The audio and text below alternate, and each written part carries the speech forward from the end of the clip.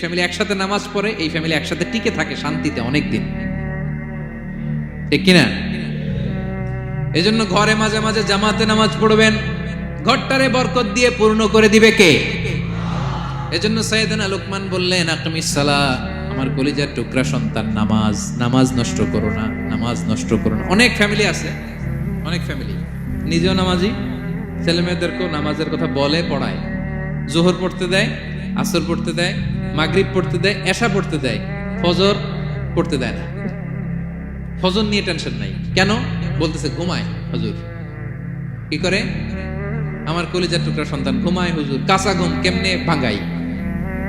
আচ্ছা, ফজরের সময় যদি আপনাদের কন্ডোমিনিয়ামে আগুন লাগে কি করবেন? ফজরের সময় লাগছে আগুন, আর একটু ঘুমাক, কাঁচা ঘুম, হ্যাঁ বলবেন বলবেন